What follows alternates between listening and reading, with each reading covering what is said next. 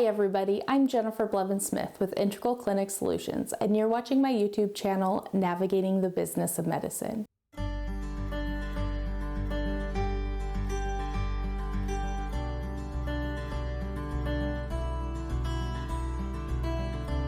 Today's topic might seem a little odd, but it is something that I really want to talk about. And it is directed specifically at small practice owners and determining the role that you as the owner wants to have in your clinic. Of course, you're going to be the owner and you're a practitioner, so you're going to be seeing patients. But what exactly do you want to be in charge of? What exactly are your strengths when it comes to owning a business and administration? You might say, I've never had to manage a business or a clinic. I don't know the first thing about it. Or you might be like, you know what, I think it's pretty easy. I don't think it's going to be that hard and I can do it. I command both of those answers. The reason why I want to talk about this is the reality of the situation. As a provider, I am sure you are brilliant and you're wonderful at treating patients.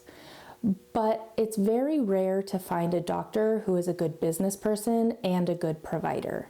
I'm not saying they don't exist, and I'm not saying it's impossible, but in my experience, you're either good at one or the other. One will require a little bit of developing and a little bit of learning and growth. It is not fair to expect yourself to be able to do everything required as a business owner, an administrator, and a provider. That is why it's really important that before you open your practice, you sit down and you look at all the responsibilities that need to be fulfilled by someone in your practice. That goes to HR duties, and that involves hiring and firing, scheduling, finding benefits for your staff and your company, and all of the other things that are encompassed in HR. Then you need to find out who's going to put in policies and procedures for the front office and the back office, who is going to make sure that the billing is done correctly, and the revenue cycle management is overseen and making sure that from the beginning to end that things are going as well as they can be, and any bumps or obstacles are addressed immediately. This goes to website management, social media management, structure in your practice, vendor management, ordering supplies. There's so many things that I could keep going and going. And it's not realistic for you to think that you would be able to balance all of that and do it well. That's the key. Maybe you can do it, but should you do it? Yes, you might be capable, but are you going to have any time for your family or your social life? Are you going to be so stressed out and getting no sleep that you're not going to benefit anyone, especially your patients? What do you want to be able to focus on the most as an owner?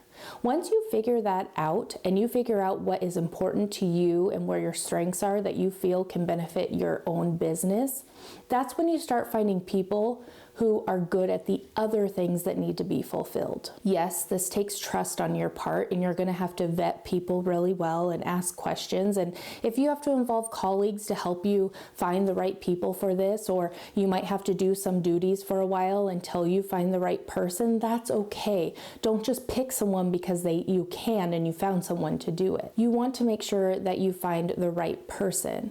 And with the right person and that you trust them, you also need to make sure you're not micromanaging them.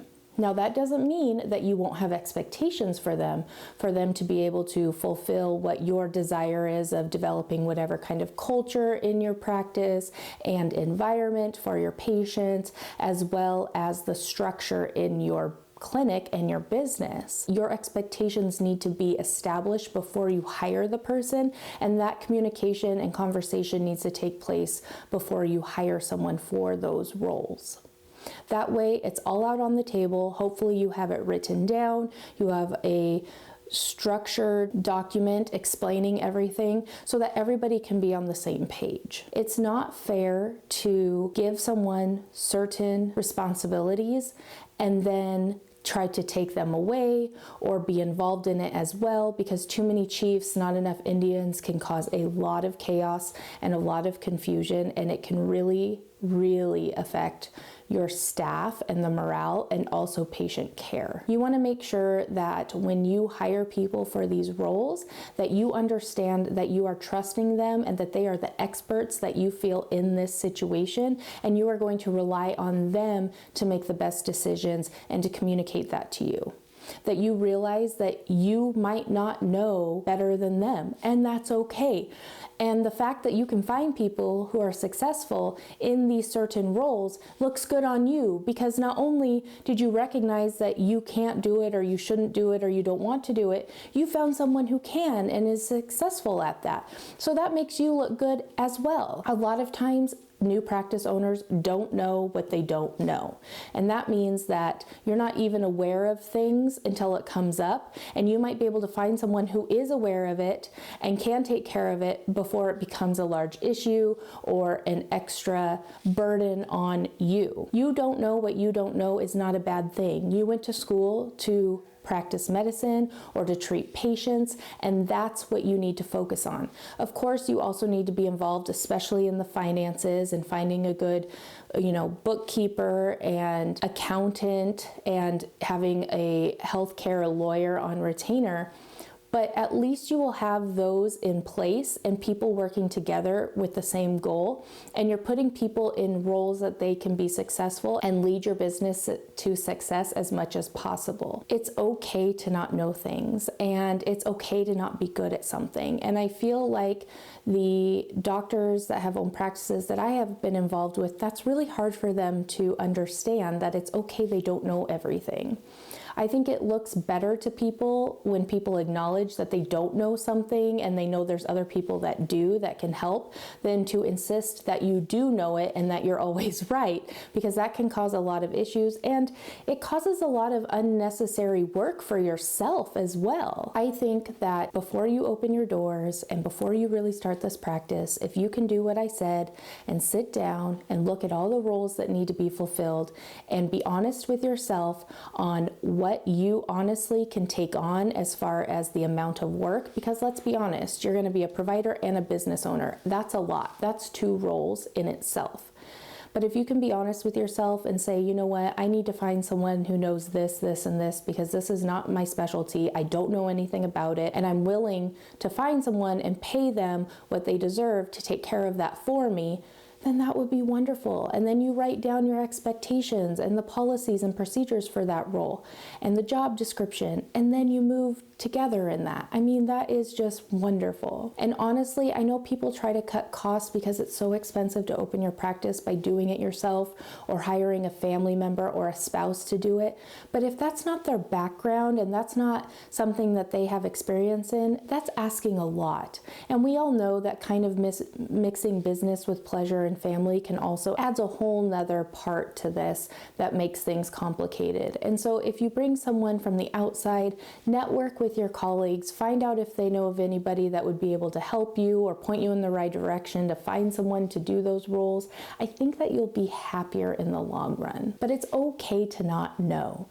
And that's why there's so many different people out there that have so many different backgrounds and strengths when it comes to administration and healthcare. Healthcare is complex, and it just keeps getting more complex with all the requirements and regulations, and there's just so many moving parts to keep track of and make sure that they're doing okay, that it's impossible for you to expect yourself to be able to stay on top of all of that while providing really good patient care and to be a good business owner and boss to your staff. If you've ran into any obstacles as a business owner yourself, make sure you put that in the comments below. If you have any tips to your colleagues on things to avoid or things to do in order to make their lives a little bit easier as a business owner, that would be wonderful. I do know that successful business owners often know their strengths, know what they're capable of doing, and hiring the right people to do the other things so that there's nothing but success to move forward. There's always going to be kinks and there's going to be issues, and that can always be expected. But if you look at this and try to prevent it, or prevent at least most of it before you even get started, you're going to be in a very happy place. I hope you enjoyed this kind of service announcement, I guess you could say, for owners of small practices, but I felt like it really needed to be discussed in my experience because of things that I have seen and witnessed myself with small business medical practice owners. Smash the thumbs up button if you felt this was helpful or provided any insight that maybe you hadn't thought of. Subscribe to my channel if you haven't yet. The little bell icon will notify you when I release new videos. And I hope you're staying well and enjoying your day. Take care of yourself, and goodbye.